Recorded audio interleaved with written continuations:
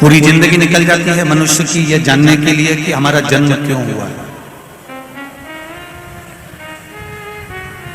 कोई आपसे पूछे कि आपका जन्म क्यों हुआ है, किस लिए पैदा हुआ है, किस लिए जन्म हुआ, आपके और हमारे जन्म का कारण क्या है? क्यों मृत्यु लोक में आ गए, क्यों जमीन पर जन्म हो गया, क्यों पृथ्वी पर आ गए?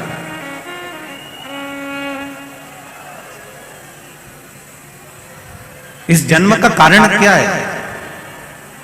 तो उसका दो कारण हमने पहले भी वर्णन किया शिव महापुराण में कि मनुष्य के जन्म का दो कारण है। एक पूर्व में किए हुए कर्म का भोग भोगने के लिए और दूसरा भगवान का भजन करने के लिए यह मानव का शरीर। एक पूर्व के कर्म का भोग भोगिए। अगर आपने पूर्व में अच्छा कर्म करा है तो आपको आज अच्छा मिल गया। गौ माता को अगर एक रोटी दी है, गौ माता की सेवा करी है, किसी जिसको आप जानते ही नहीं, जिसको आप पहचानते ही नहीं, जिससे आप कभी मिले ही नहीं, उसको यदि तुमने एक लोटा पानी भी पिलाया है, उसका मुंह भी झूठा कराया है, तो ये निश्चित है कि हमारा जो जन्म अगला मिला है, इस जन्म में हमें भी कोई ना कोई सुख अवश्य प्रदान करेगा। ये निश्चित है।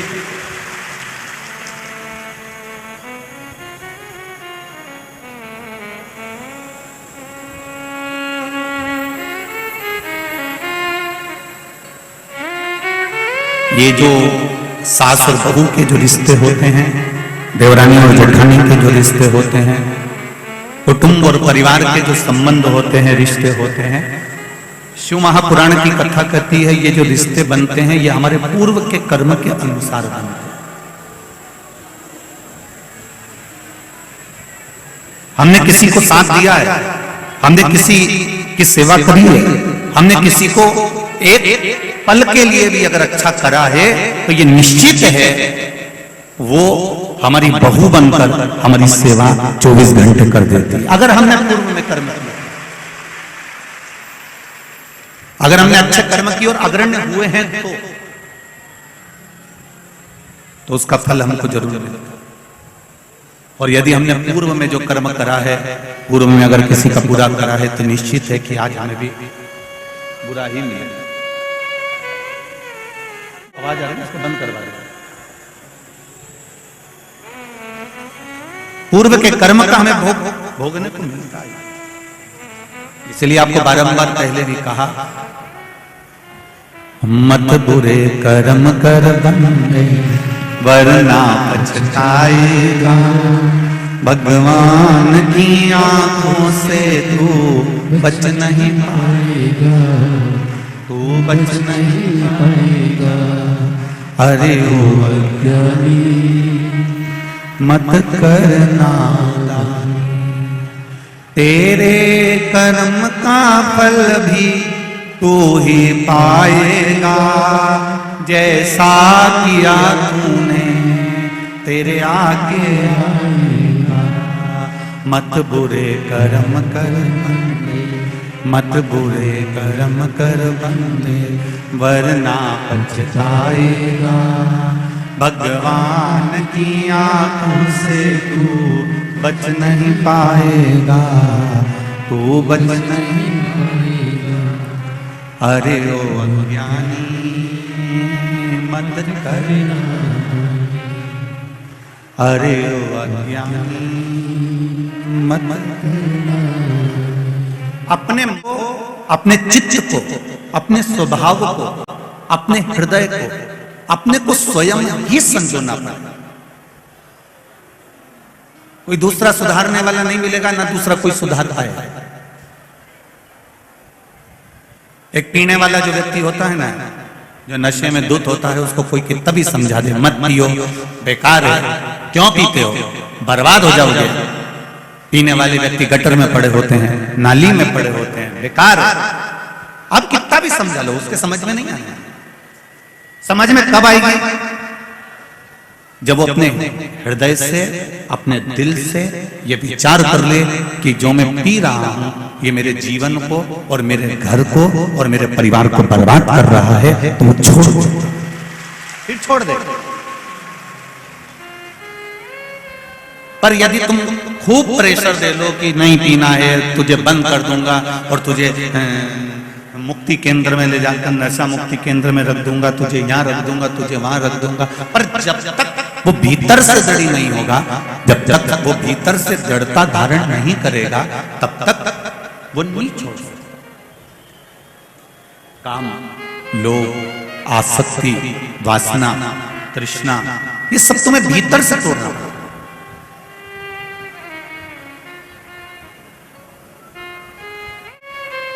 अभी कथा में आए हो, 2 बजे कथा चालू हुई, तुम सुबह 8 बजे से कंगी पार्टी कर पूरा के तैयार मैयार हो हुआ के और पहुंच गए। अब सुबह 8-9 बजे से तुम तैयार हो के कथा में बैठे। इतनी पहले से तैयारी करी, तब जाकर 2 बजे कथा चालू हुई, 5 बजे विराम हो जाएगी, आप अपने अपने घर को चले जाएंगे, रात्रि सोएंगे, सवेरे उठ के फिर तैयारी चालू हो जाएगी। और किसी किसी ने तो कथा चालू भी नहीं हुई थी, उससे पहले तैयारी कर ली थी कि मैं तो कथा में जाऊंगी, बाकी का रसोई घर तू देख लेना। किसी ने कर ली थी। कोई चतुर थे तो उन्होंने पहले से तैयारी करके रख ली कि देखो अब मुझे जाना है, दिवाली आती है हम पहले से तैयारी कर लेते हैं, होली आती है हम पहले से तैयारी कर लेते हैं, ब्याह आता है हम पहले से तैयारी कर लेते हैं, नाना नानी छोरा छोरी की शादी आई, ब्याह आया, जन्मदिन आया तो हमने पहले से तैयारी। अब हमने पहले से तैयारी क्यों करी कि जब दरवाजे पर बारात आएगी, कोई काम आएगा तो एकदम टेंशन नहीं आए, कोई परेशानी नहीं आए, कोई कष्ट नहीं आए, हम एकदम तुरंत, कोई ने कहा हल्दी ला के दो, हम हल्दी ला कर दे दें, कोई के मेहंदी ला के दो, मेहंदी ला के दे दे, कोई के हमको ये चाहिए हम वो निकाल। ये तैयारी आपने करी। उसी तरह पशुपति व्रत कर शिव जी को 1 लोटा जल चढ़ाकर, शंकर भगवान को 1 बेलपत्री समर्पित कर ओम नमः शिवाय पंचाक्षर मंत्र बोलकर, षडाक्षर मंत्र ओम नमः शिवाय बोलकर, श्री शिवाय नमस्तुभ्यम बोलकर, महामृत्युंजय मंत्र का जाप कर गौरी शंकर बोलकर, भगवान शिव का जो तुम नाम जाप कर रहे हो, भगवान शंकर का जो तुम गुणगान कर रहे हो, शिव नाम में जो तुम डूबे हुए हो, शंकर की भक्ति में जो तुम डूबे हुए हो, 1 लोटा जल तुम शिव जी को समर्पित कर रहे हो या किसी भी रूप में तुम शंकर भगवान की भक्ति कर रहे हो, तो ये विचार कर रखना, ये तुम्हारी उस समय की तैयारी है जिस समय पर तुम्हारे जीवन में कोई कष्ट आया तो तुम्हारा महादेव तुम्हारे सामने आकर खड़ा है। तुम्हारे जीवन में अगर थोड़ा सा भी कष्ट आया तो महादेव सामने आ गया।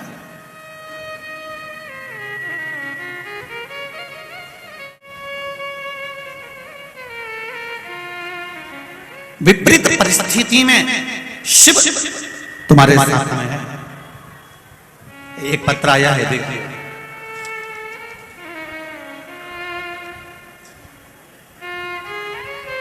मेरा नाम तारा गोयल है, मैं राजनगर इंदौर में रहती हूँ। तारा जी गोयल कहीं बैठी हो तो खड़ी हो जाए, कहीं अगर बैठी हो आप ही दोनों हाथ हिला दो एक बार, श्री शिवाय नमस्तुभ्यम, एक बार दोनों हाथ ऊपर करके ऐसे हिला दीजिए, ठीक है, श्री शिवाय नमस्तुभ्यम।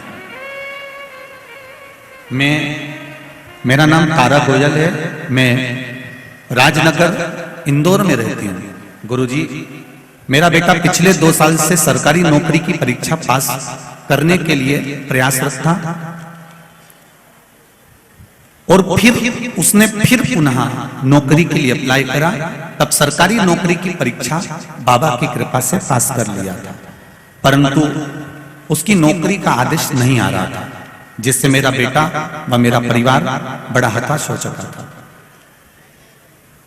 2 साल से परेशानी चलते चलते मुझे मेरी भाभी के माध्यम से पता चला कि शिव महापुराण की कथा सुनो।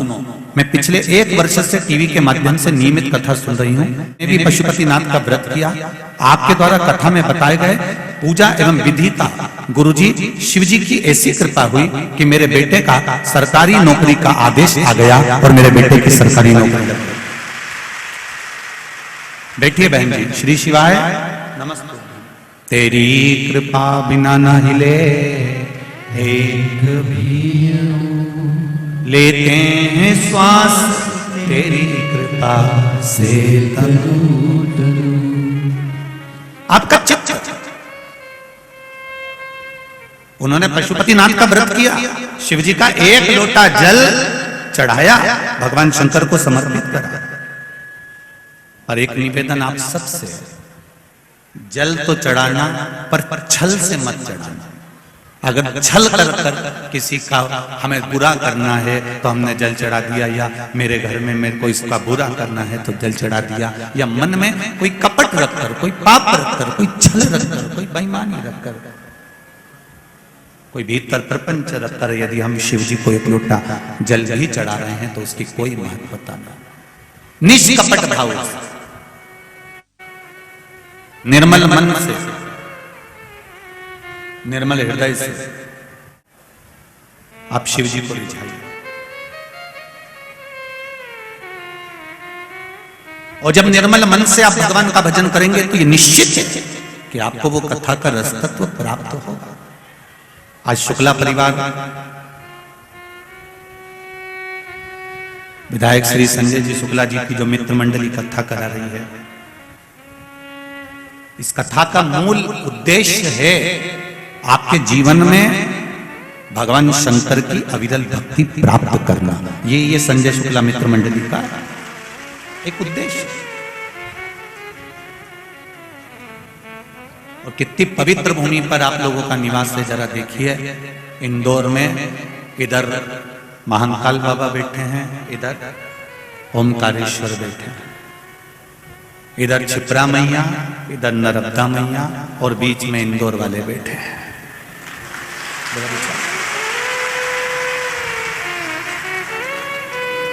हम सब दूर कहते हैं, आपने हमारी कथा में भी कई बार सुना होगा कि दुनिया में भोजन और भजन का अगर कहीं सुख है तो वो इंदौर की पवित्र धरा है।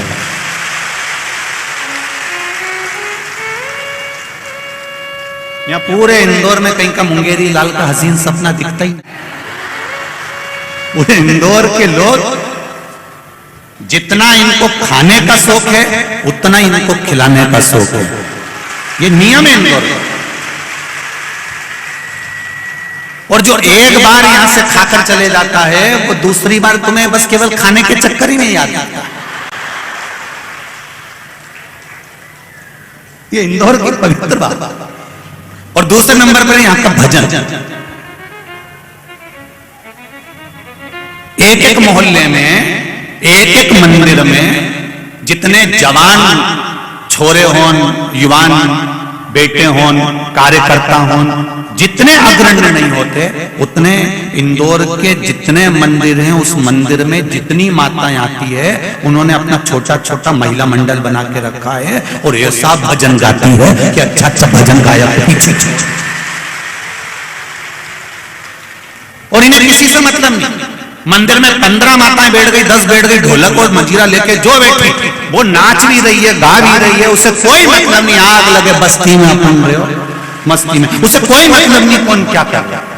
और अभी अभी शिव पुराण सुन सुन के तो माताएं ऐसी हो गई कि शंकर जी अपना और अपन शंकर जी के, बस अपने किसी से मतलब नहीं। अगर ये शंकर जी की बेटी है फिर तो इसको कोई छोड़ नहीं सकता, इसको छोड़ना मुश्किल। अच्छा, उधर खड़ा हुआ व्यक्ति, कई जेंट्स लोग आते हैं तो वो आग भी दिखाते हैं। कई जेंट्स लोग आग भी दिखा। अच्छा, ये देख लेगी कि यहां खड़ा है तो भी कई फर्क नहीं पड़ेगी, कोई फर्क नहीं। आग लगे बस्ती में, अपन मस्ती में। इनको लगता है मेरे महादेव मेरी जागीर है, तो शंकर जी भी कहते हैं मेरी जागीर मेरा भक्त है। ये निश्चित। तो कोई मतलब भजन और भोजन का जो सुख है मेरे इंदौर के निवासी खिलाना भी जानते हैं और खाना भी जानते हैं और भजन में ऐसे डूबते हैं मेरे इंदौर वासी भजन में। कोई इनके भजन का स्मरण तो करे, कोई इनकी भक्ति का स्मरण तो करे।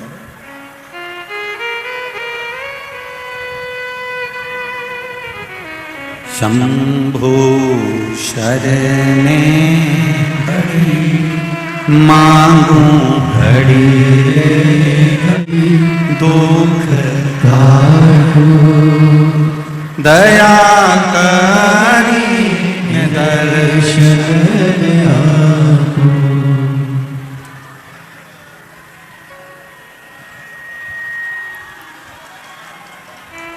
कार्यकर्ताओं से एक निवेदन है, यहाँ संजय भैया के जितने कार्यकर्ता बैठे हैं कि इधर का जो पर्दा लगा है ना, इस पर्दे को थोड़ा खोल हाँ खोल दो एक बार, और उनको बैठे रहने बस पर्दा खोल दो तो उससे दिख जाएगा। इनको दिख नहीं रहा होगा ना, इसलिए ये चिल्ला रहा है।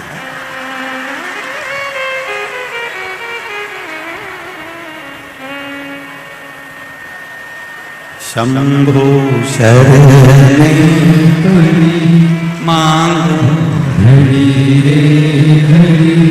दुख काटो, दया करी दर्शन आकू, दया करी दर्शन आकू।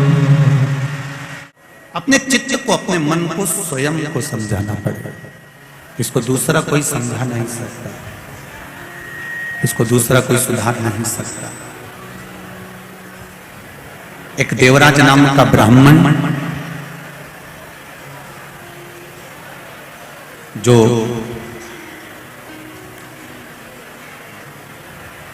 ब्राह्मण घर में जन्म जरूर लिया है, पर ब्राह्मण कर्म से वंचित रह गए।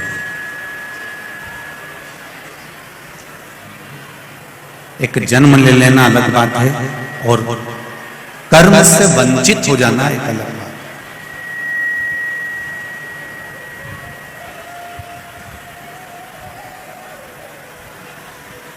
ऐसे कोई ब्राह्मण के घर में जन्म ले ले, कोई वैश्य के घर में जन्म ले ले, कोई क्षत्रिय के घर में जन्म ले ले, कोई शूद्र के घर में जन्म ले ले, पर शिव महापुराण की कथा करती है अपने कर्म ठीक होना चाहिए। ये जितना भी आपको और हमको मिला है हमारे कर्म से मिला, और आगे भी जितना मिलेगा वो केवल कर्म से ही। कर्म के सिवाय हमको प्राप्त नहीं हो सकता।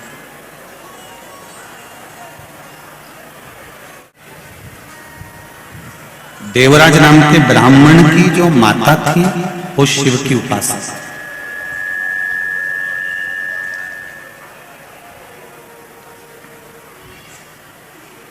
शिव मंदिर में रोज जाना, एक लोटा जल शंकर भगवान को समर्पित करना।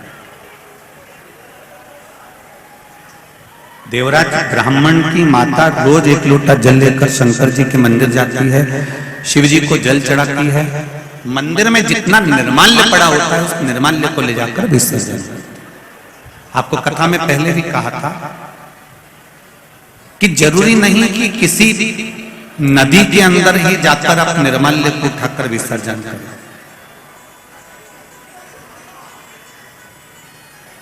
क्योंकि अगर हम सारा मंदिर का पूरा के पूरा निर्माल्य उठाकर अगर किसी नदी में, पवित्र नदी में विसर्जन करें तो पवित्र नदी भी धीरे धीरे धीरे धीरे फूल पत्ती से वो भी दूषित होती चली जाती।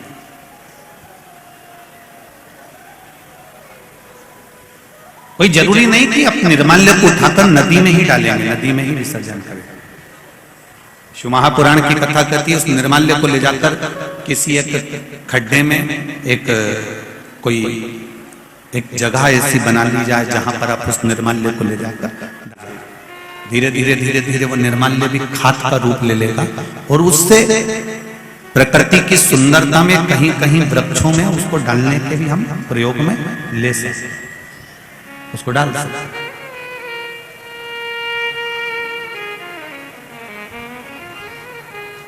आपको पहले भी कथा में कहा, आज फिर कह रहे हैं, किसी भी शिव मंदिर में जाओ, दिया लगाओ, अगरबत्ती लगाओ, धूपबत्ती लगाओ, तुम्हारी मर्जी पड़े, तुम बेलपत्री चढ़ाओ, धतूरा चढ़ाओ, या चावल का दाना चढ़ाओ, या पुष्प चढ़ाओ, या तुम्हारा मन पड़े जो तुम चढ़ाओ, पर उससे बड़ा है शंकर मंदिर में जाकर, भगवान शंकर के शिवालय में जाकर, शिवालय के अंदर पहुंचकर दिया लगाने से, धूपबत्ती, अगरबत्ती या चावल या बेलपत्र चढ़ाने से भी ज्यादा फल मिलता है शिव मंदिर में जाकर, शिवालय में जाकर, शंकर मंदिर के आसपास अगर कोई निर्माल्य पड़ा हो या कोई गंदगी हो रही हो, उसको साफ कर देने से भी हमारे जीवन की राहें साफ हो जाती।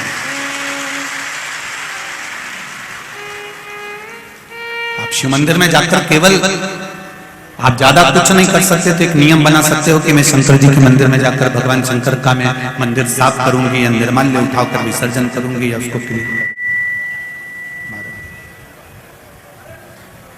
आप जाकर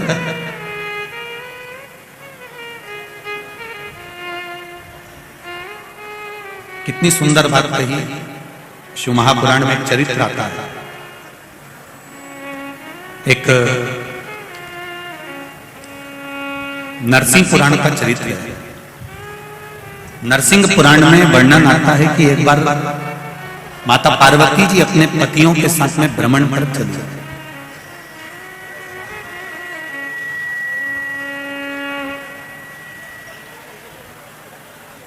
और माता पार्वती जी जब भ्रमण पर चली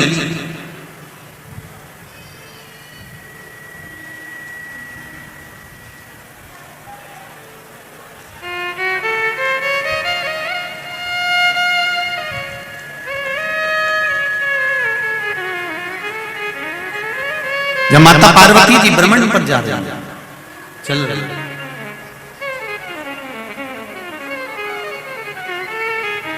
माता द्रौपदी जी जब अपने पतियों के साथ में भ्रमण पर चली हैं, नरसिंह पुराण कह रही है कि द्रौपदी अपने पतियों जा रही थी, और जाते जाते जाते जाते बीच मार्ग में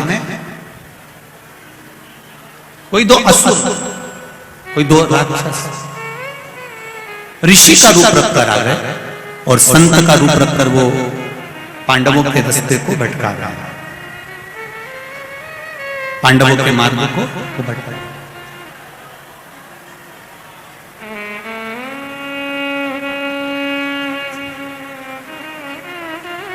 बीच मार्ग में उनका भेंट जाना,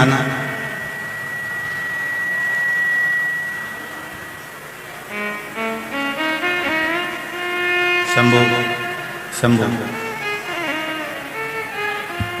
बीच मार्ग में उनका भेंट जाना, और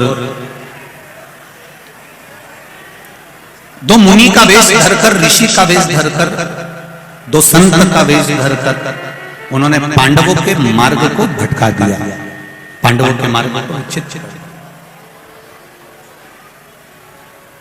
चले आगे बढ़े,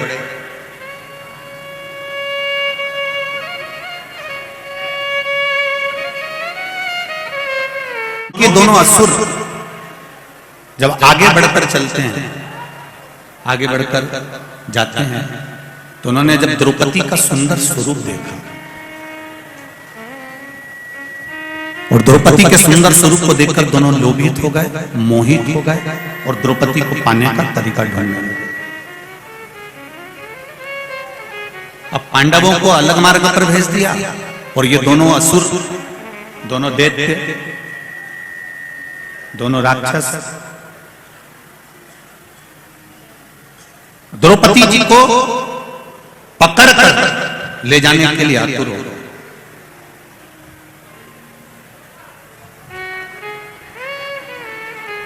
जब दोनों ले जाने के लिए आतुर हुए, इतने में अर्जुन को मालूम पड़ा कि द्रौपदी को कोई हाथ पकड़कर खींच कर लेकर जाता है। अर्जुन पीछे पीछे भागे, और अर्जुन पीछे पीछे भागकर द्रौपदी को बचाने के लिए जैसे दौड़े, दौड़ते से उन्होंने द्रौपदी को बचाने के लिए असुर का, राक्षस का हाथ पकड़ा, और उसको द्रौपदी को छुड़ाने लगे। बस छुड़ाते से वो जो असुर था बहुरोमा, जिसका नाम था बहुरोमा दैत्य, उस दैत्य ने भगवान विष्णु जैसा स्वरूप धारण कर लिया, नारायण सा स्वरूप। अर्जुन देखकर आश्चर्य कर रहा। अर्जुन ने पूछ लिया कि बहुरोमा, आप ये राक्षस की प्रवृत्ति में कैसे आ गए?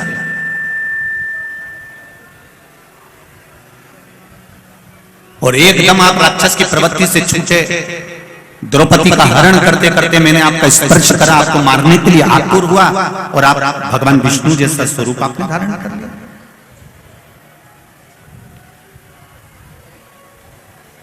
बहुरोमा ने कहा, मैं चंद्रवंशी राजा था, मेरा नाम जयध्वज था।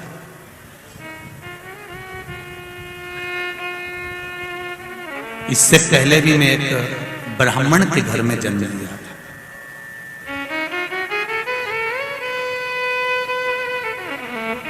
चंद्रवंशी राजा रहा, मेरा नाम जयध्वज रहा। मेरा एक नियम था, शंकर जी के मंदिर में जाकर केवल झाड़ू लगाना, पोछा लगाना, कोई वस्तु पड़ी है उसको उठा लेना या मंदिर को लीपन कर देना।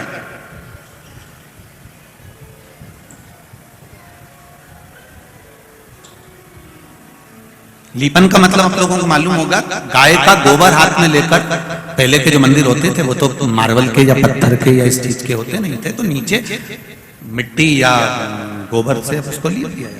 लीपन का मतलब होता है कि हमने अपने अहंकार को भगवान के चरणों में विलीन कर दिया, इसको लीपन कहलाता था। अभिमान शिव जी को, भगवान के चरणों में हमने अपना अभिमान छोड़ दिया, इसको लीपन कहते हैं। लीपन का ही भाव कह दिया, लीन हो जाना, परमात्मा में समाहित हो जाए। अब मेरा नाम जयध्वज था, मैं चंद्रवंशी राजा था। शिव मंदिर में जाकर रोज झाड़ू लगा देना, पोछा लगा देना, लीपन कर देना। लोग मुझ पे हंसते थे, इतना बड़ा राजा होकर शंकर जी के मंदिर में झाड़ू लगाता है, पोछा लगाता है, सफाई करता है। मेरा माताओं से निवेदन है, जितने भाई लोग यहाँ कथा सुन रहे हैं उनसे भी निवेदन है, एक बात अपनी जिंदगी में उतार कर रखना। आप शंकर भगवान के मंदिर जाएंगे, आप राम जी के मंदिर जाएंगे, आप कृष्ण के मंदिर जाएंगे, मां जगत जननी के मंदिर जाएंगे, आप देवता के अगर मंदिर जाएंगे तो आपको हंसने वाले, टोकने वाले, पूछने वाले ढेर मिल जाएंगे। और आप किसी शॉपिंग मॉल में शॉपिंग करने जाओगे या टॉकीज में फिल्म देखने जाओगे, ना तो कोई आपको पूछेगा, ना आपको कोई टोकेगा, ना आपसे कोई मतलब रखेगा। दोनों में अंतर है, जरा ध्यान रखिएगा। मंदिर जा रहे हो तो 50 बार पूछ रहा है, पशुपति व्रत क्यों करे, किसके लिए करे, सीवर वाला महाराज ने बताया था क्या, मंदिर क्यों जा रही है, लोटा भर के जल क्यों चढ़ा रही है, क्या कर रहा है, कारण क्या है, क्या हो गया ऐसा जो मंदिर जाने लगी। तुम तो पढ़े लिखे लोग हो, क्यों चक्कर में पड़ जाते हो। अच्छे जीन्स पहन के मंदिर जा रहे हो, टी शर्ट पहन के जा रहे हो, तुम्हें तो अक्ल होना चाहिए, काहे पे तुम इसमें मंदिर में जा रहे हो, क्यों जा रहे हो। अगर तुम ये बात टाकीज में जाने वालों से कह दो रे, क्यों जा रहे हो फालतू के कलाकारों का कला देखने के लिए मंदिर जाओ। तुम इनसे कह दो कि शॉपिंग मॉल में क्यों घंटे 2 घंटे कर रहे हो, कोई नहीं कहेगा। हम दिख भी गए ना तो थोड़ी सी स्माइल दी, इससे ज्यादा कुछ।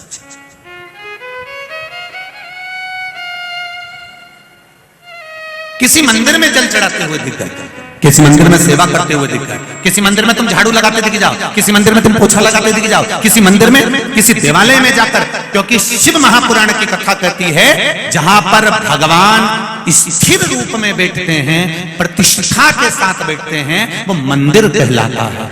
जहां पर मेरा देव अधिदेव महादेव बैठता है वो मंदिर नहीं, शिवालय कहलाता है। वो शिवालय,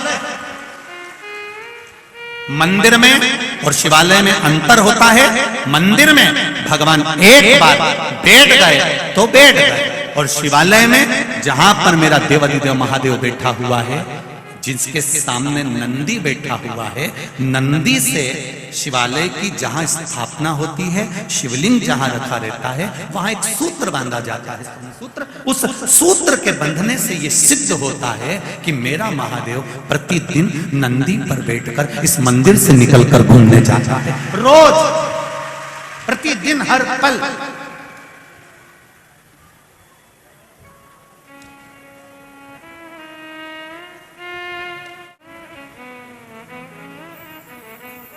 हमारा गुरु घर यहीं नजदीक में ही है, लाल हॉस्पिटल के पीछे श्री गोवर्धन नाथ जी की हवेली, हमारा गुरु घर है।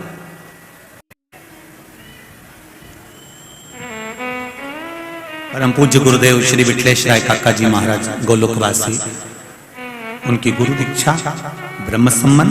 उसके बाद में परम पूज्य गुरुदेव गोलोकवासी श्री देवकीनंदन महाराज श्री, फिर उसके बाद में अभी जो वर्तमान में विराजमान है श्री दिव्येश बाबा विराजमान।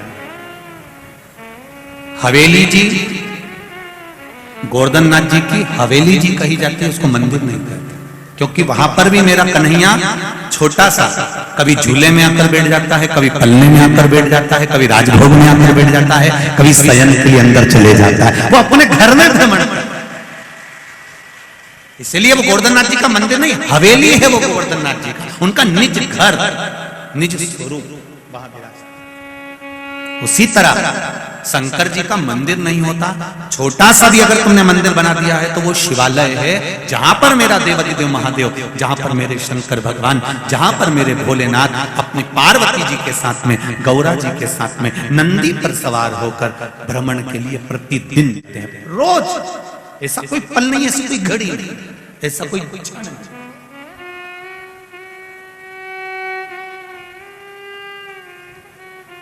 मेरा नाम जय ध्वज है और मैं जय ध्वज शिवजी के मंदिर में आराधना करता था, शंकर जी के मंदिर में पूजन करता था, शंकर की आराधना में लीन रहता था, शंकर की भक्ति में लीन रहता था।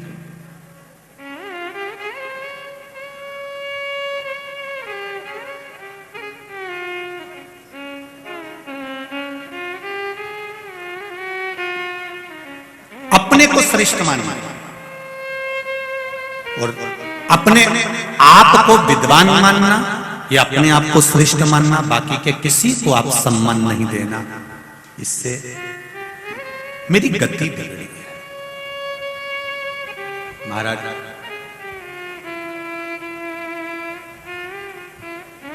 मैं शिव मंदिर में जब झाड़ू लगाता, पोछा लगाता, तो वहां के ब्राह्मण ने मुझसे पूछा, आप इतने बड़े राजा हो, चाहो तो नौकर को भेज सकते हो, दास को भेज सकते हो, सेविका को भेज सकते हो, नौकरानी को भेज सकते हो झाड़ू पोछा करने के लिए।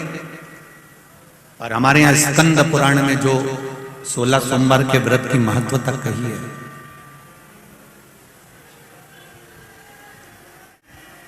स्कंद पुराण में जो 16 सोमवार के व्रत की महत्वता कही गई, उसमें वर्णन आता है कि राजा ने रानी से कहा था कि पूजन का सामान ला के रख दो, और उसने किसको भेज दिया था?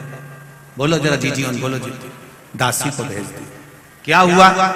रानी से कहा गया तो रानी ने दासी को भेजा था, तो दासी को जब भेज दिया, रानी को जगह जगह ठोकर खाना पड़ा। तो राजा कह रहे हैं, ब्राह्मण देवता से ब्राह्मण कह रहे हैं कि आप इतने बड़े राजा, लाओ मैं सेवा कर देता हूं, आप इतने बड़े राजा, ये झाड़ू लगाने आते, पोछा लगाने आते।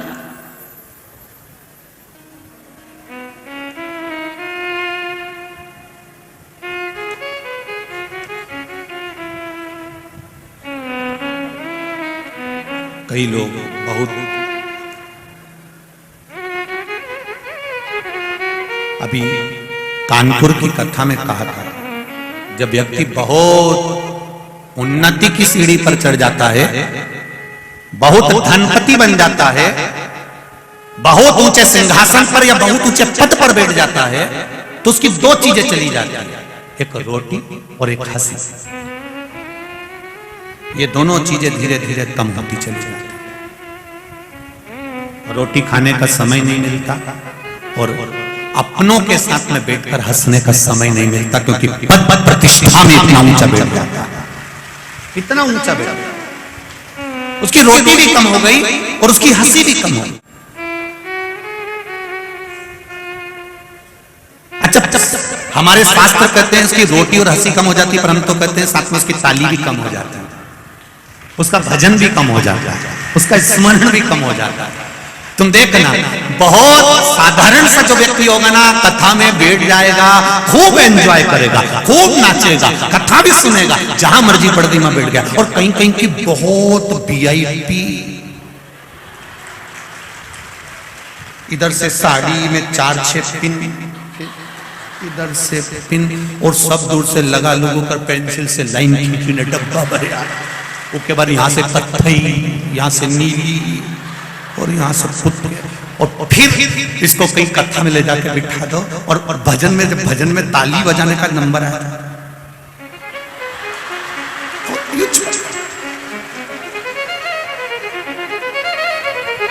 अब क्यों बजाए ऐसे? क्या इसको भगवान ने हाथ नहीं दिया? नहीं, परंतु हम भी यही, लोग कहेंगे बताओ भगवान महाराज की कथा में ताली बजा रहे थे, इतना वीआईपी हो, इतनी प्रतिष्ठित जगह पे बैठकर तू ताली बजा रहा है, इतनी प्रतिष्ठित जगह पे पहुंचने के बाद तुम भगवान के झाड़ू लगा रहे हो, पोछा लगा रहे हो। जब बहुत ऊंचे पद पर बैठने के बाद आप शंकर जी के मंदिर में थोड़ी सी सेवा कर रहे हो, तो याद रखना आप हजारों लोगों को प्रेरणा दे रहे हो कि मैं भगवान के सामने झुक रहा हूं, तो तुम भी झुको। शिव महापुराण की कथा कहती है, 16 सोमवार की कथा कहती है, स्कंद पुराण से निकली हुई सत्यनारायण भगवान की कथा कहती है, स्कंद पुराण से निकली हुई 16 सोमवार की कथा कर रही है, स्कंद पुराण से निकली हुई सत्यनारायण भगवान की कथा कर रही है कि जिस परिवार में भगवान की पूजन कराने के लिए ब्राह्मण देवता आते हैं और ब्राह्मण पूजन की तैयारी करें, उससे पहले घर की नारी, घर के पुरुष को पूजन की थाली लगा लेना चाहिए, अपना आसन ब्राह्मण से ना बिछवाकर खुद बिछवाकर बैठना चाहिए। ये हमारा शास्त्र है। पर आज के जमाने में लोगों ने बिगाड़ दिया, आसन भी बेचारे ब्राह्मण देवता लेके चलते हैं, जजमान को यहाँ हम बिछा दे, बैठ जाए आंटी,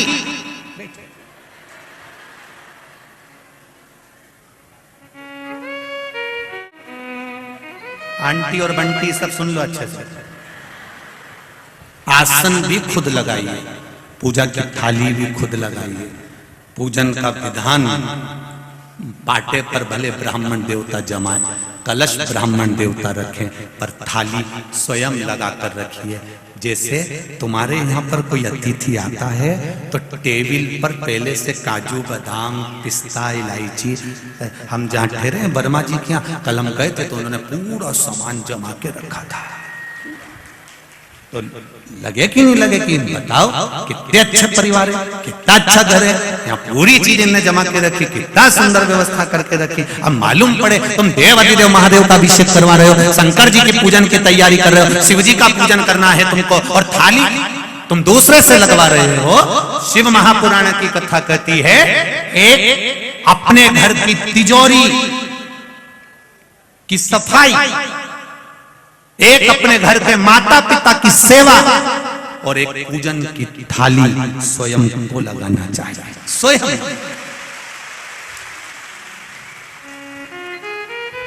स्वयं घर के माता पिता की सेवा नौकर से नहीं, खुद करो, तिजोरी है ये, घर की तिजोरी।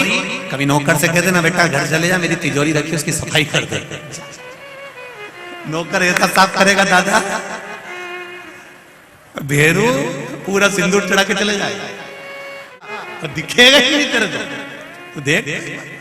अब नौकर से कहो कि घर की तिजोरी की सफाई कर दे, करे हो, साफ साफ कर जाएगा। घर की तिजोरी की सफाई का हक घर के व्यक्ति का है, माता पिता की सेवा का हक घर के व्यक्ति का है, उसी तरह पूजा की थाली लगाने का हक घर के व्यक्ति का है। ये निश्चित आप स्वयं लगाए, स्वयं।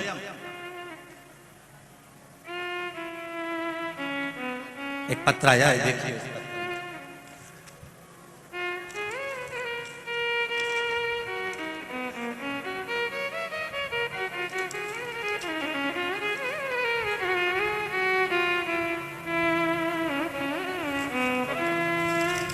शंभु शरणे मागो घड़ी दुख काटो दया करी मैं दर्शन आपको।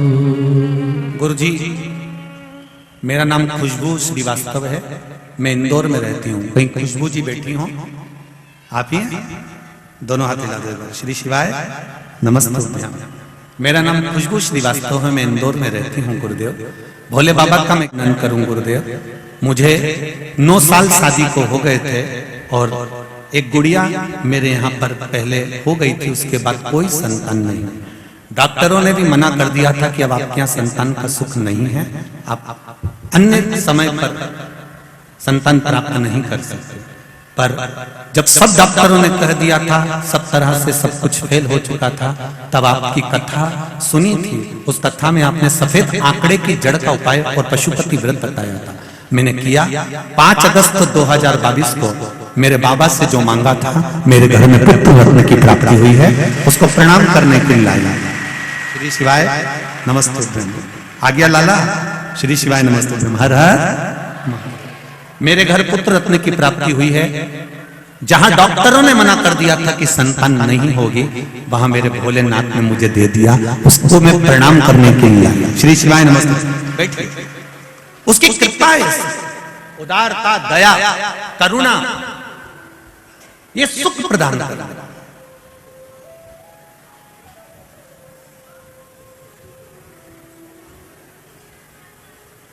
वैभव का सुख, सत्ता का सुख। हम कहने में पीछे नहीं हटेंगे।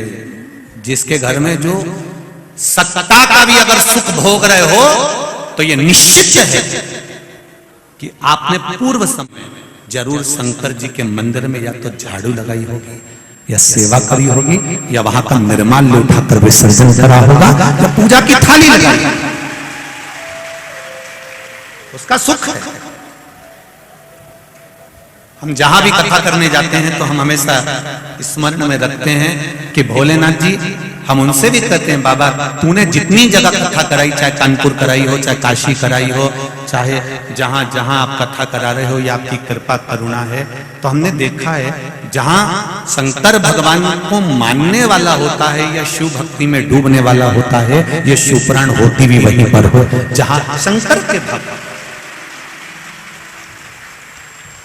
हमने शुरू से देखा है शुक्ला परिवार में, संजय जी शुक्ला जी के इस पूरे परिवार का हमने स्मरण किया है कि इनके परिवार में शंकर का अभिषेक, पूजन, अर्चना और शिव स्तुति आज से नहीं, इनके दादा परदादा के समय से होती आ रही है। ये शिव भक्ति और उसी का फल मिलता है,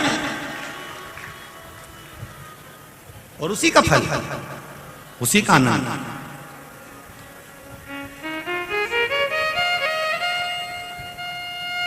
महाराज जयध्वज ने कहा, ब्राह्मण देवता, मैं शंकर जी के मंदिर में झाड़ू लगाता हूं, पोछा लगाता हूं, इसीलिए मेरे को आज राजा का राज्यपाट मिला हुआ। राज्यपाट मिला, मैं नहीं छोड़ूंगा नहीं। तो भगवान के मंदिर सफाई करना क्यों नहीं छोड़ते? शिव मंदिर में झाड़ू लगाना क्यों नहीं छोड़ते? शंकर मंदिर में पोछा लगाना या निर्माल्य उठाकर विसर्जन करना क्यों नहीं छोड़ते? महाराज, पूर्व समय में मैं ब्राह्मण था। जिस ब्राह्मण को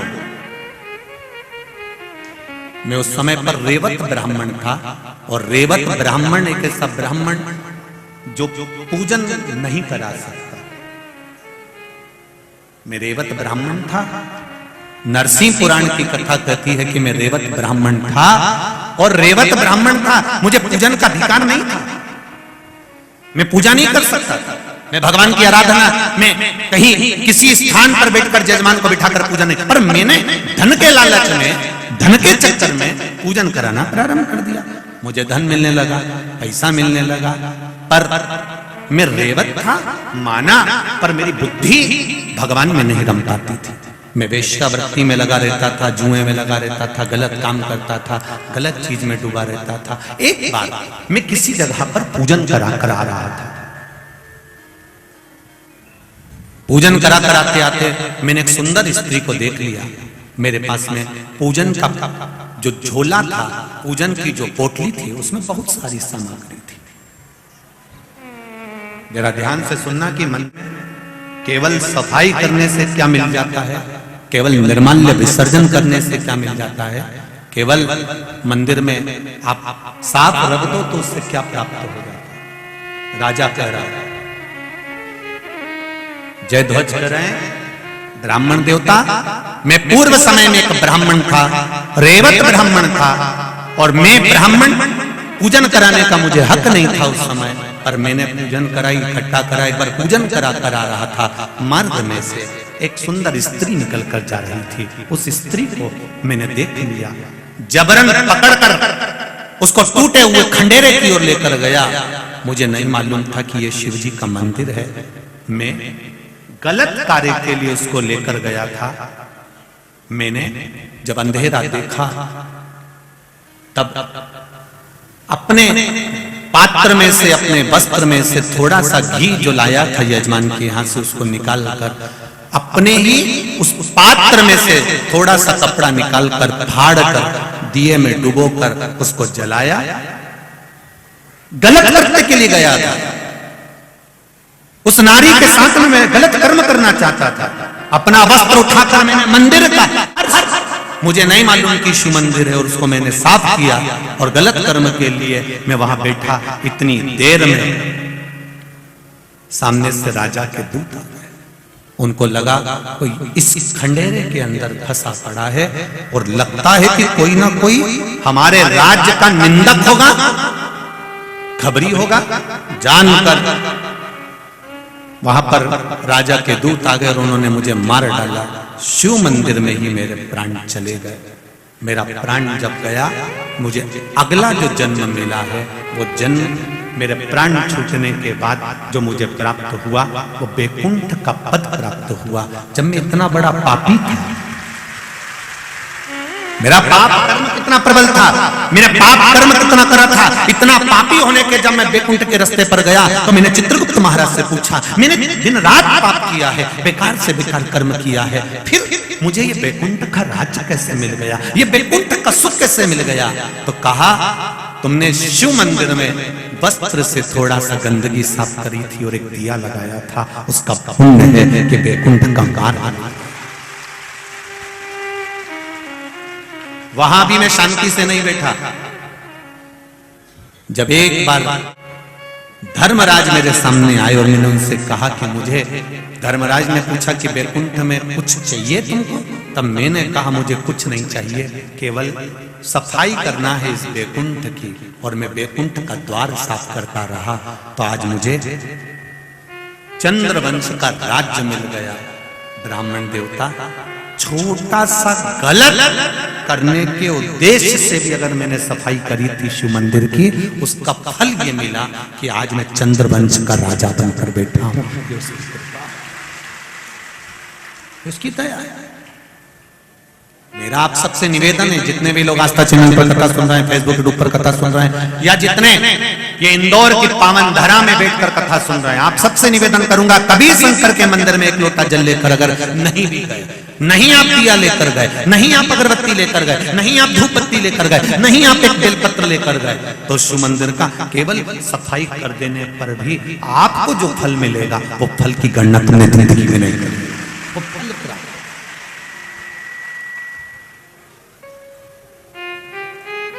तीन काम खुद करो, अभी बताया था आपको। पहला, अपनी तिजोरी की सफाई अपने को। दूसरा, बोलो बोलो जमके जरा, अपने माता की सेवा खुद को करना। और तीसरा, अपनी पूजन की थाली, बहू से नहीं कहना आज मेरा पशुपति व्रत है पूजन की थाली लगा दे, नहीं नहीं नहीं, खुद लगाई। पशुपति व्रत में मीठे का भोग लगता है, खुद बनाओ, खुद स्वयं तैयार।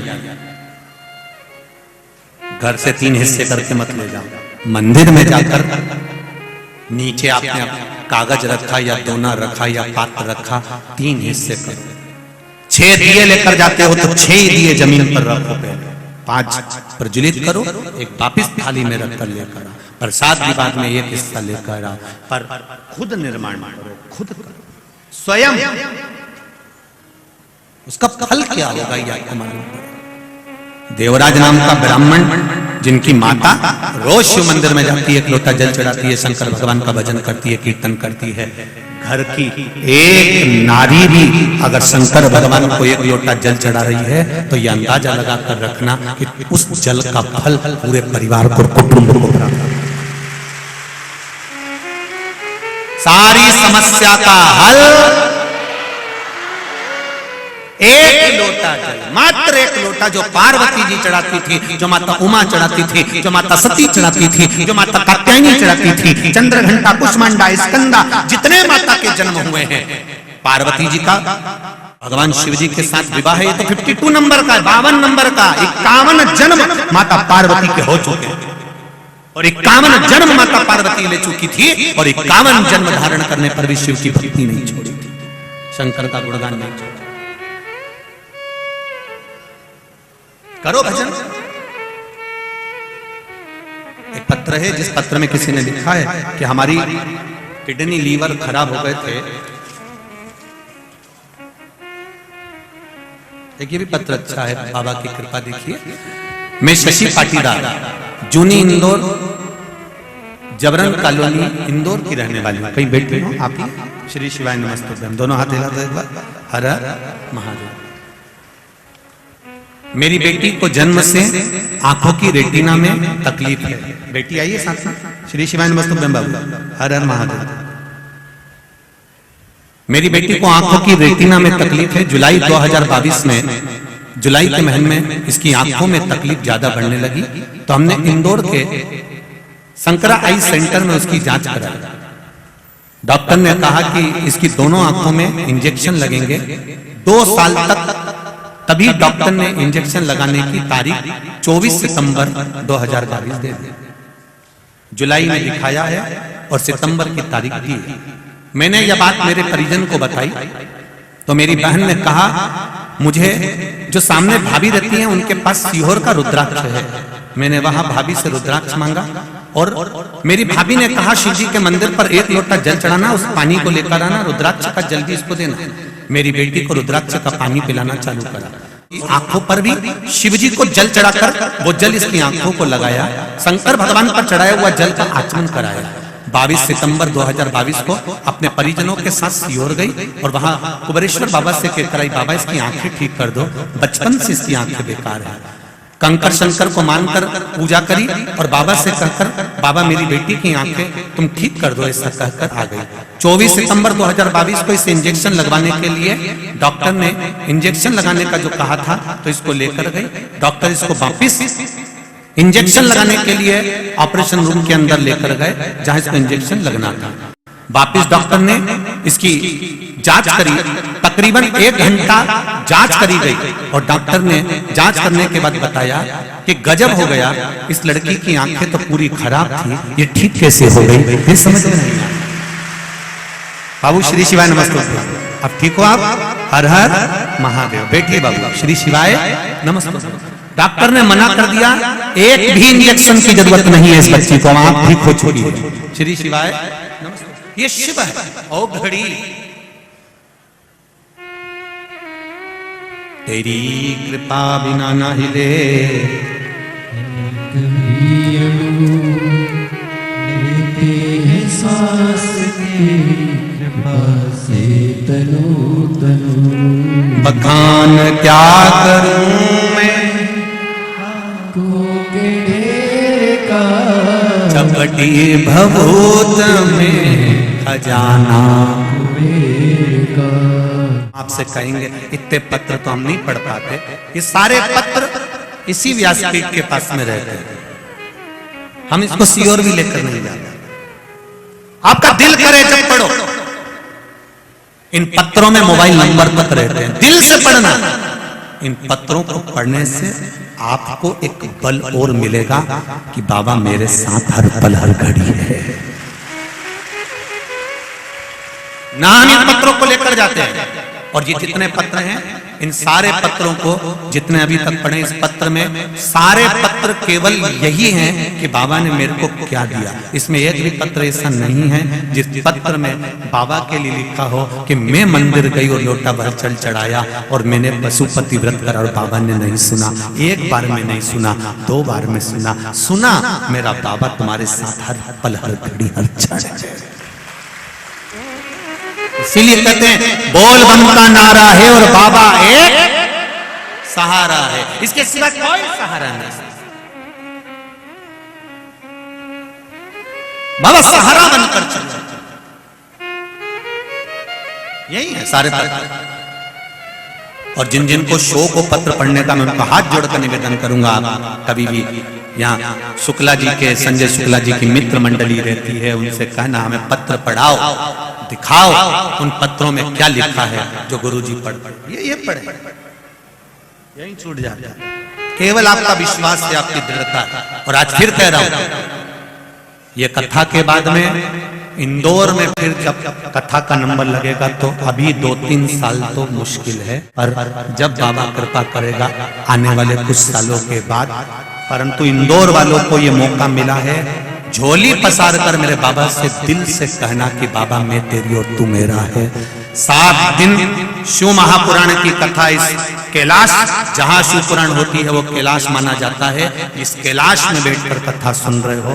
3 महीने में मेरा बाबा क्या देता है ये तो वही जान सकता है, उससे ज्यादा नहीं, उससे ज्यादा नहीं कर सकते। उसने क्या दिया ये पत्रों में लिखा, एक बहन जी ने कि पत्र ढूंढना पड़ते थे इतने सारे, एक बहन ने लिखा है कि मैंने वहां पटवारी जी की यहाँ कथा सुनी थी और बाबा से कहकर आई थी।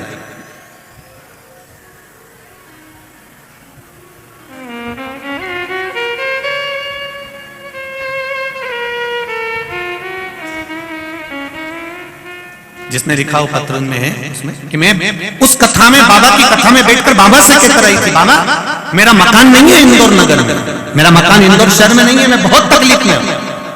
वो पत्र इसी पत्र में जिसने लिखा हुआ खड़ी हो सकती है, जिनने लिखा, आपने लिखा था। पत्र ढूंढना पड़ेगा बेटा, इसलिए श्री शिवाय नमस्ते। अब आपका वो पत्र तो मिल नहीं रहा है, पर देव जरा माइक दो पूछा। उस पत्र में आपने लिखा है कि मैं उस कथा, रोइए नहीं, बस बताओ तो बाबा ने, आपने कहा है उस पत्र में कि मेरा मकान नहीं था, मैं बाबा से कहकर आई थी, बाबा सियोर वाला महाराज कहता है कि शिव पुराण के पंडाल में बैठकर जो मांगा जाता है मेरा बाबा उसको 3 महीने में देता है, तो आप मुझे नहीं देंगे? श्री शिवाय नमस्ते। चालू करिए। कहाँ से आई हैं? इंदौर से ही है जी। बाबा की कृपा, क्या नाम है आपका? विजय लक्ष्मी शर्मा। दे दिया बाबा ने मकान? बस चालू हो गया? जी जी गुरुजी। बाबा की कृपा हो। जी। बाबा ने आपका हाथ पकड़ा, उसके लिए बहुत बहुत बाबा की कृपा बनी रहे। जय श्री शिवाय नमस्ते। श्री शिवाय नमस्ते। अब तो खुश होइए, अब रोना नहीं है, बड़े बाबा की कृपा है, तो मेरे बाबा ऐसी कृपा करे। बैठिए। पुत्र की कामना के लिए आए हैं बाबा, बाबा आपसे निवेदन है व्यास सीट से आप हमारे लिए ये शब्द बोल दें कि मुझे पुत्र रत्न की प्राप्ति हो। बाबा देगा। बाबा के आप आए हैं ना कथा सुनने के लिए, दिल से कहो उसको और दिल से सुनो ना, उसको छल ना तो सियोर वाला महाराज के पास में कोई विद्या है, ना बेल है, ना भभूति है, ना मंत्र है, ना तंत्र है। हमें तो पूरी पुराण भी नहीं आती रही जीजियों और जी जाऊं, पर निवेदन इतना सा है कि मेरे बाबा पर भरोसा पूरा रखना। ढोंग प्रपंच में ना पड़कर एक लोटा जल लेकर जो मंदिर जाओ, उसका पीछा पकड़ लो, पुकारते रहो, देगा, जरूर देगा, ये निश्चित है। हर हर महादेव। बैठिए। हर हर देगा, निश्चित है, छोड़ेगा नहीं।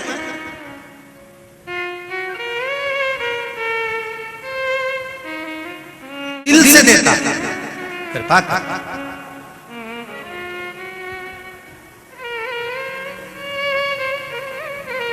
आप विश्वास रखकर उसका भजन करिए, कहीं मत जाओ।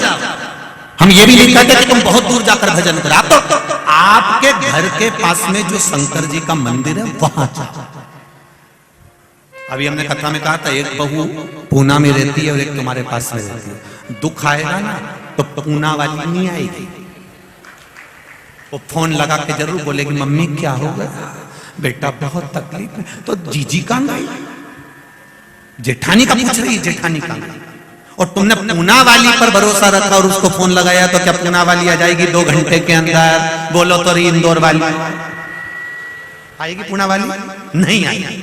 और तुम्हारे पास में वो रहती है जिससे तुम्हारी नहीं बनती, भले नहीं बने, लड़े झगड़े कुछ भी करे, पर दुख आया सबसे पहले आके खड़ी हो गई, ले मम्मी मैं लेके चलती तुम्हें अंबानी, ले मम्मी मैं तुम्हें लेके चलती हूँ। बोलो तुरंत आई और लेके चलती।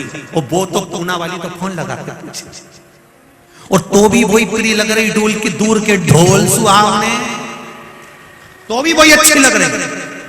क्यों अच्छी लग रही है? क्योंकि दिवाली पे 4 दिन के लिए आती है, उसका पति उसको सिखा कर लेकर आता है, मुंह मत खोलना, तेरे हाथ तेरे पाँव, तू कुछ मत बोलना, बस अपन 15 दिन के लिए जा रहे हैं, 10 दिन के लिए जा रहे हैं, तू बस अच्छे से रहना, प्रेम से रहना, हो जैसा मम्मी बोले मम्मी मम्मी मम्मी मम्मी करते रहना, तो देख तब फायदा मिलेगा। वो भी आते से मम्मी जी ये कर लो, मम्मी जी वो कर लो, मम्मी जी कर करके मम्मी इतनी खुश हो गई, सोने के लिए इतनी खुश हो गई। और मम्मी से निवेदन है जब ये पूना चली जाए और तू 3 महीने उसके पास रह के आ जा, जगदम्बा के पास जा, दूर के ढोल सुहा, अब जा। कठिन है, जो पास में रह रही है वो पहले आएगी, इसलिए निवेदन है बहुत दूर जाने की जरूरत नहीं है। तुम्हारे घर के पास में जो शंकर जी का मंदिर है उस पर 1 लोटा जल चढ़ाओ, दुख आएगा तो सबसे पहले निकल कर मेरा महादेव आएगा, तुरंत तुरंत।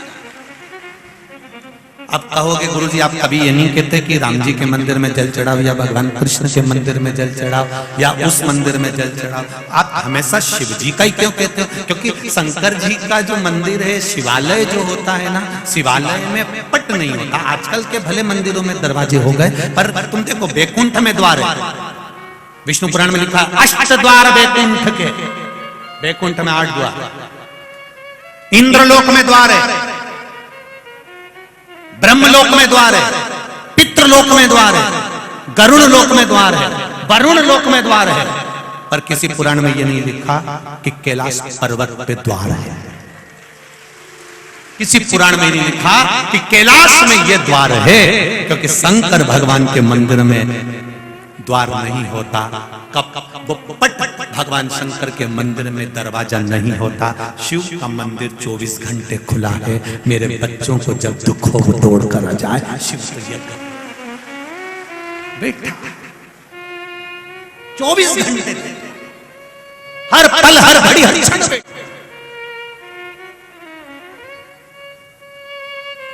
कोई कहे रात के समय भगवान का नाम ले रहा है, 24 घंटे लीजिए, हर पल हर घड़ी हर क्षण लीजिए।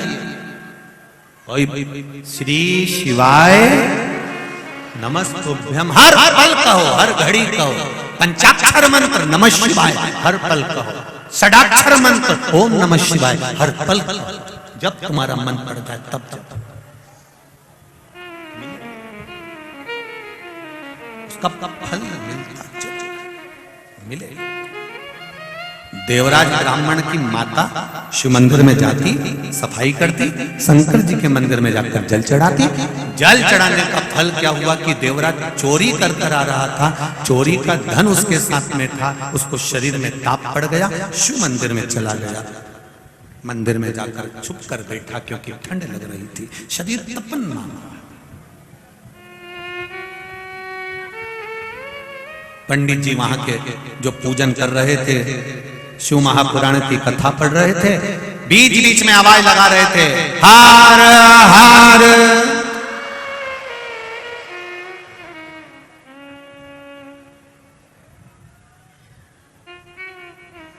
हमने बीच बीच कथा में हर हर महादेव बोलना बंद कर दिया, क्योंकि लोगों के मैसेज और पत्र बहुत आए। उस मैसेज में लोगों ने लिखा था कि हम गाड़ी चलते चलते आपकी कथा सुनते हैं, ऑफिस में काम करते करते कथा सुनते हैं, और आप हर हर महादेव। हम जैसे जम के हाथ ऊपर करते, हमारे ऑफिसर हमको देख के टोक देते। कई बार टू व्हीलर गाड़ी चला रहे होते हैं और हेडफोन लगा हुआ है और कथा चल रही है, और आपने कह दिया दीन बंधु दयालु दया कीजिए, जो दोनों हाथ उठा के हर हर महादेव नहीं बोले उसको उठा लीजिए। अब भय लगता है कि या तो बोलो या तो फिर मरो, इसलिए फिर गाड़ी को थोड़ी देर रुकना पड़ता है, फिर हर हर बोलना पड़ता। तो हमने अब कथा में बीच बीच में हर हर महादेव बोलना बंद कर दिया। पर तुम्हारा मन करे कभी कभी कथा में तुम्हें पड़ोसन कहीं की सोती हुई दिखे तो तुम बिल्कुल बेझिझक, तुमको छूट है एकदम, बिल्कुल 7 दिन तुम बढ़िया आनंद में, वो सो रही हो और तुम उसके पास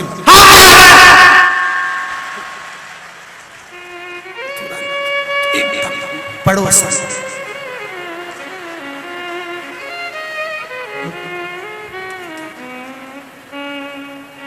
फिर बॉटल निकालेगी पानी की बैग में से,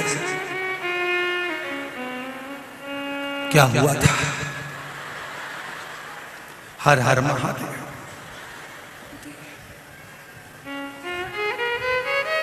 कथा में सो रही? हाँ, घर पे नहीं सोई थी, रात भर सियोर वाला महाराज दिखा है। कथा में जाऊंगी, कथा में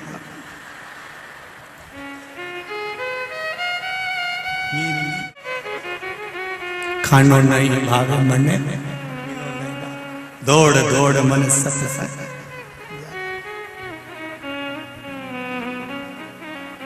ये चित्त ये मन ये वृत्ति दौड़ी भगवान के चरणों की ओर। देवराज ब्राह्मण मंदिर के अंदर, ब्राह्मण देवता आवाज लगा दिए। देवराज को लगा मेरा शरीर तप रहा है, मैं बाहर जाऊं। देवराज ब्राह्मण बाहर आ गए। बेलपत्री के वृक्ष के नीचे देवराज ब्राह्मण बैठे थे, वहीं पर उनके प्राण चले गए। जैसे ही प्राण छूटे, कैलाश धाम पर से नंदी पर चढ़कर मेरे देवाधिदेव महादेव आए और उन्होंने अपने गणों से कहा इसको लेकर चलो। देवराज ब्राह्मण को जब ले जाने लगे तो देवराज हाथ जोड़कर कहता है मैंने कोई पुण्य नहीं करा, मैंने कोई पुण्य नहीं करा।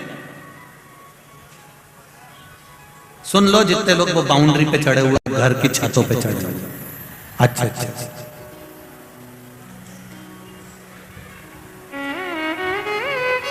आज की स्थिति को देखकर तो लगता है कल तेरा क्या होगा रे कालिया।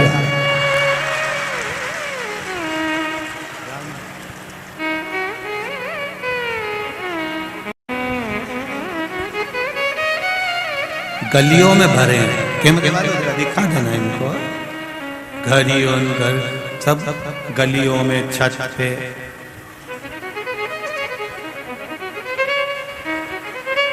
लेटिंग बाथरूम की छत से भी चढ़े हो रहे।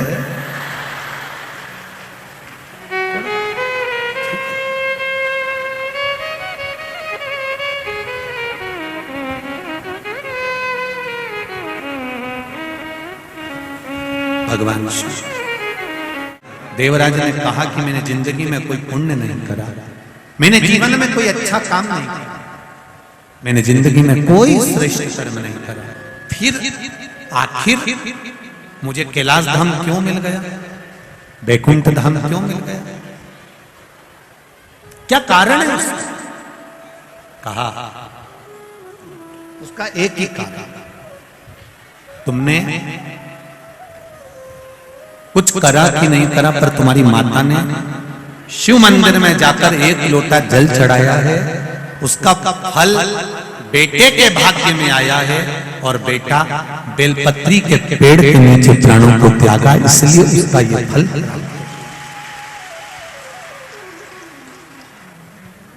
एक बेलपत्र का जो ये पत्ता होता है, जिसमें ब्रह्मा विष्णु महेश तीनों होते हैं, 64 योगनियां देवियां भी इसमें विराजमान हैं, और 33 कोटि देवी देवता भी इसमें विराजमान हैं। एक बेलपत्र, कभी मौका लगे आपके जीवन में, अभी जब दुख तकलीफ कष्ट बहुता मात्रा में लगे, तब प्रयास करिए कि एक बेलपत्र का पत्ता अपने हृदय का भाव लेकर जब शिव मंदिर में जाओ, शंकर भगवान को जब भी समर्पित करो, तो पहले अगर कोई बहुत विषम स्थिति में फंसे हुए हो, बहुत कष्टमय परिस्थितियों में फंसे हुए हो, और निकलने के लिए एक बेलपत्री का पत्ता अशोक सुंदरी वाली जगह पर चढ़ाकर, जल चढ़ाकर उसी को शिव जी पर चढ़ाया जाता है और शंकर भगवान पर वो जल समर्पित करा जाता है। जो कलश में जल है वो शिव। किस किस जगह पर चढ़ाना है? उसी पत्ते को पहले कहां चढ़ाना है? अशोक सुंदरी वाली जगह।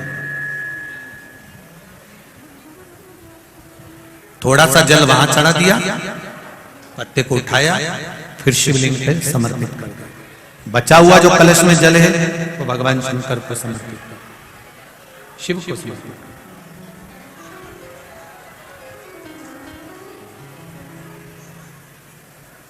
अभी रखो, कथा के विराम पर ले लो।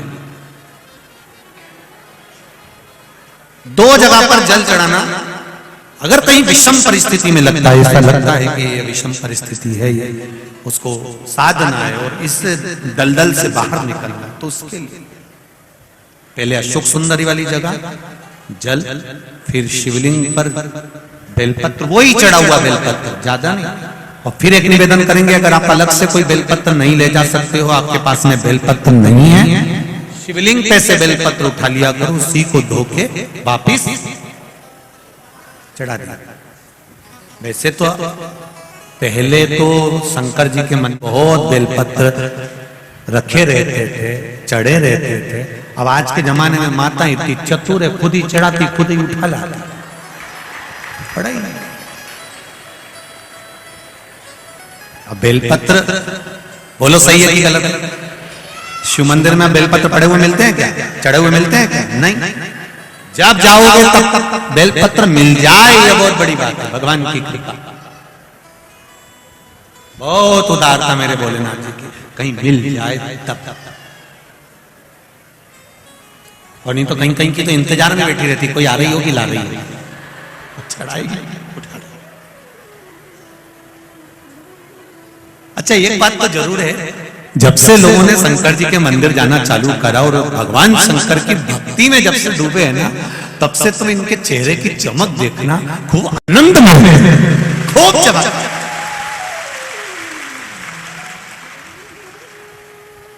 अलमस्त होकर भगवान का पूजन करना, अलमस्त होकर, सारे ढोंग प्रपंच से दूर। आए पूजन तो भी महादेव अपना, और नहीं आए पूजन तो भी महादेव अपना।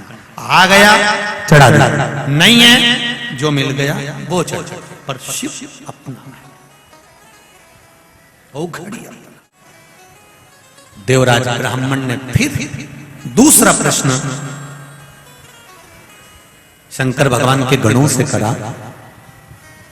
शिव जी के गणों से कहा कि मेरा दूसरा प्रश्न यह है कि पहला प्रश्न का उत्तर तो आपने दे दिया कि मेरी माता ने जो जल चढ़ाया, वो माता का चढ़ा हुआ जल, मेरी माँ जो शिव जी के मंदिर जाती थी, माता शिव जी के मंदिर जाती थी, वहां जो जल चढ़ाती थी, उसका फल बेटे के भाग्य में मिला। घर की माता बेटा जब तक कुंवारा रहता है, माँ अगर कोई पूजन पाठ करती है, माँ कोई भगवान शंकर की भक्ति करती है, माँ शिवजी पे एक लोटा जल चढ़ाती है, बेटा बेटी जब तक कुंवारे हैं, माँ के पुण्य का थोड़ा सा भाग बेटा और बेटी के खाते में भी चला जाए। कब तक? जम के बोलो, कब तक? जब तक बच्चे कुंवारे। शादी होने के बाद में जब भांवर डल जाती है, भांवर डलने के बाद में फिर धर्म पत्नी जो पुण्य करती है, फिर वो पति के खाते में प्राप्त होने लगता है। स्त्री जो करती है वो पति के खाते में, पति भी करे पत्नी भी करे। हाँ, फिर जब बच्चों का विवाह हो जाता है, लड़का लड़कियों का विवाह होता है, घर की बुजुर्ग माता यदि शंकर भगवान पे एक लोटा पानी चढ़ा रही है, तो वो फिर जो जल समर्पित करती है, वो अपने पोता पोती, नाती पंती और घर में सबका प्रेम बना रहे, सबका स्नेह बना रहे, घर की बुजुर्ग माता के जल से सबका संग संगठित रहने में जो सुख है वो सुख है।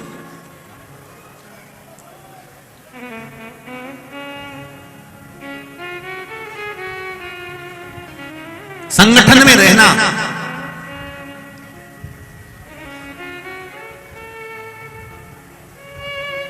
अभी विधायक संजय भैया शुक्ला जी कथा चालू हुई, जब पूजन करे फिर उन्होंने कहा गुरुजी, हमने कहा बोली, हमारा पूरा परिवार भी प्रणाम कर ले। हमको बड़ी खुशी हुई, कम से कम परिवार की संगठनता दिखाई दी कि एक साथ जो परिवार दिखता है वो परिवार का नहीं। अच्छा लगा, हमने कान दो। जब आते गए तो हमें सुदामा और भगवान कृष्ण की कथा याद आ गई। भगवान कृष्ण ने सुदामा जी से कहा था, तू इतने दिन बाद द्वारका आया है, मैं तेरा छोटा भाई हूं। कृष्ण कहते हैं तेरी बहू तुझे प्रणाम करना चाहती है। भगवान सुदामा जी ने कहा बोला लो, इनको क्या मालूम था कि शादी, हमको भी क्या मालूम था कि हमने परिवार बुलाया था, तो हमें अब वो तो आती गई। सुदामा जी भी आशीर्वाद देते गए, अखंड सौभाग्यवती भाव, आंदो अखंड सौभाग्यवती भाव। उन्हें सोचा 15-20 ही होंगी, इससे ज्यादा थोड़ी ना होंगी। अखंड सौभाग्यवती भाव, अखंड सौभाग्यवती भाव, अखंड सौभाग्यवती भाव, अखंड सौभाग्यवती भाव। अब तुम भी जरा दोनों हाथ उठा के अखंड सौभाग्यवती भाव इसको जरा बोलते जाओ, जरा 16,108 बार। अब सुदामा जी 25-50 बार बोल दिया, अखंड सौभाग्यवती भाव, अखंड सौभाग्यवती भाव, अखंड सौभाग्यवती भाव। थोड़ी देर बाद सौभाग्यवती भाव, सौभाग्यवती भाव, सौभाग्यवती भाव, सौभाग्यवती भाव, सौभाग्यवती भाव, सौभाग्यवती भाव, भाव भाव भाव भाव 25-50 बार हो हो हो हो। आखिरी में सुदामा जी कन्हैया जी से बोले, ये सब तेरी है, अपनी है, चलने दे। दादा सुदामा जी बोले, मुझे मेरे घर छोड़िया, अगर इन सबको आशीर्वाद दे दिया तो मेरी घरवाली को की जरूरत पड़ जाएगी, तो मुझे छोड़िया दादा, मैं नहीं दे सकता, तू दे दे। भगवान कृष्ण बोले, सुदामा अभी तो तेरी बहुएं आई हैं, इसके बाद तेरे भतीजे आएंगे। सुदामा जी ने पूछा कितने हैं, तो कि एक रानी के 11-11, 1,77,186। सुदामा बोले, मुझे मेरे घर पहुंचा दे दादा, पूरे घर पहुंचा दे। पूरे इंदौर वालों को बुला लिया।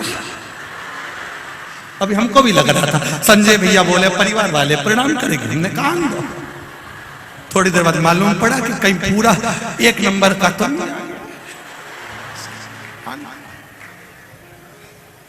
और वास्तवता है, जो भी जिस पद पर रहता है उसके अनुसार उसका जो क्षेत्र रहता है वो क्षेत्र हल्का नहीं होता, उसका परिवार होता है, ये निश्चित है, उसका परिवार। दूसरा प्रश्न पूछा गया, दूसरा प्रश्न क्या पूछा देवराज ने? कहा महाराज मान लो मेरी माता का पुण्य मुझे प्राप्त हुआ और मैं कैलाश धाम जा, पर मैंने कुछ देर की शिव महापुराण की कथा एक ब्राह्मण बाँच रहे थे, मैंने सुनी थी, शरीर में ताप हो रहा था, कथा तो सुनाई नहीं दी, पर महाराज चिल्लाए थे क्या? हर हर महादेव। जब महाराज ने आवाज लगाई थी वो हर हर महादेव का शब्द मेरे कानों में गया था, उसका मुझे क्या पुण्य मिलेगा वो बता दो। भगवान शिव के गणों ने तो कुछ नहीं कहा। तब उसी समय पर भगवान शिव ने आकर नंदी का जो मुख में लगने वाली नार थी वो पकड़ी, रस्सी को पकड़ा और रस्सी पकड़कर देवादिदेव महादेव लेकर सीधे बैकुंठ चले गए। बैकुंठ से ब्रह्मलोक चले गए, ब्रह्मलोक से इंद्रलोक चले गए, इंद्रलोक से गरुण वरुण लोक होते हुए पितृलोक होते हुए पितरों के वहां से फिर वापिस कैलाश धाम चले गए। देवराज ने पूछा, मैंने प्रश्न किया था आपसे बाबा, आपके गणों से प्रश्न किया था, हर हर महादेव जो मैंने सुना था उसका क्या फल होता है? शिव जी ने कहा, उसी का फल था कि शंकर तेरे नंदी को पकड़कर तुझे नंदी बिठाकर भगवान विष्णु और ब्रह्मा का दर्शन करा देता है। ये हर हर महादेव का एक फल है। आप शिव मंदिर हो, कथा हो, भजन हो, कीर्तन हो, संकीर्तन हो, वहां पर शब्दों का जो संबोधन होता है उसकी मूल तक उसका महत्व है।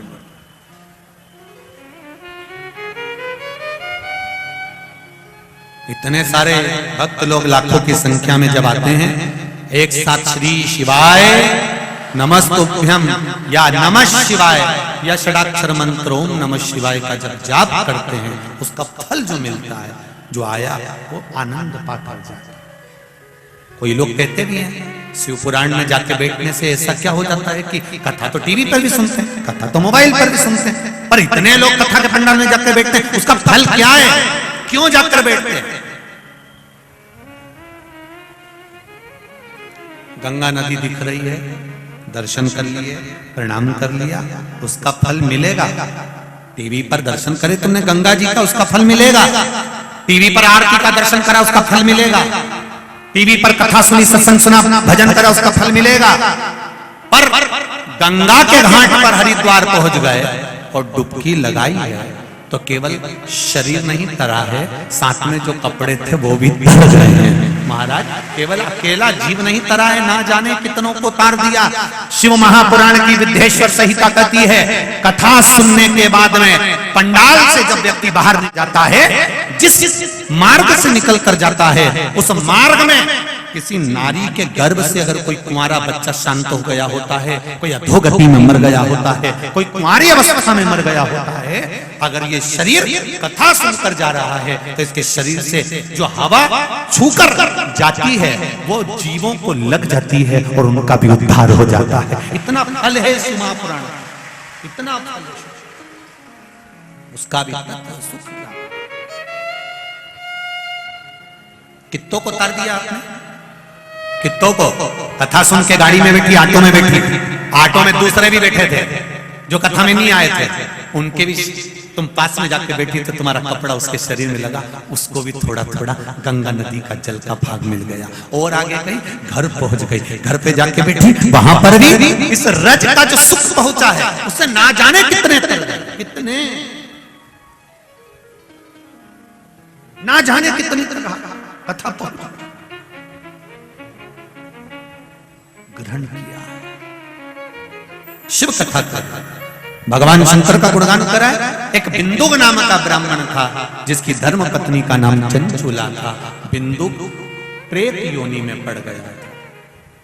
कारण एक था, व्यक्ति के भरने की जवाबदारी परमात्मा की होती है, पर व्यक्ति की पेटी भरने की जवाबदारी परमात्मा की नहीं होती है। उसने पेट दिया है, पेटी देकर भेजा नहीं था उसने। अगर ऊपर से वो पेटी देकर भेजता तुमको तो पेटी भी वो भर देता। उसने क्या देकर भेजा तुमको? पेट। इसलिए उसकी जवाबदारी है कि तुम्हें भूखा नहीं सुलाएगा। ये उसकी जवाबदारी है, तुम्हें भूखा नहीं सुलाएगा।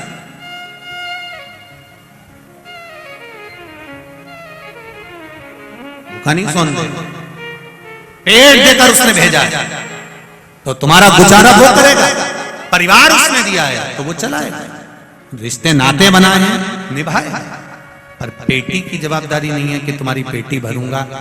पर दुनिया के लोग पेट पर जितना ध्यान नहीं देते उतना पेटी पर देते हैं, और पेटी पर ज्यादा ध्यान दिया इसलिए उसको भरने के चक्कर में पेटी तो भरा गई पर यह शरीर पूरा व्यर्थ हो गया। पूरा कानपुर की कथा में एक बात कही थी कि ड्रेस और एड्रेस, क्या क्या चीज? ड्रेस और एड्रेस, ये दो अगर सही हैं तो तुम्हें परमात्मा के द्वार रोकने से कोई नहीं रोक सकता। एक ड्रेस और दूसरा एड्रेस, अपना सही रखिए।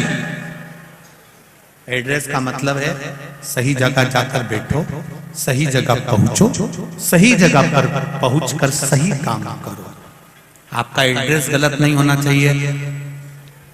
आप अगर मदिरा नहीं भी पीते हैं और मदिरा पीने वालों के पास में बैठोगे तो लोग शंका तो करेंगे। जुआ नहीं खेलते और जुआरियों के पास बैठोगे तो शंका तो करेंगे। आप किसी भजन करने वाले के पास बैठोगे तो लोग कहेंगे कि इसको भी भजन आता होगा, नहीं आता होगा तो मंजीरा तो बजाएगा, मंजीरा नहीं बजाएगा तो सत्संग तो कर ही लेगा। तो ये ड्रेस और एड्रेस सही होना चाहिए। बिंदुक ने अपना ड्रेस और एड्रेस सही नहीं कर पाया, प्राण छूट गए, प्रेत योनि में पड़ गया। चंचुला देवी ने तुमरुका जी से कहकर शिव महापुराण की कथा करवाना चाहिए।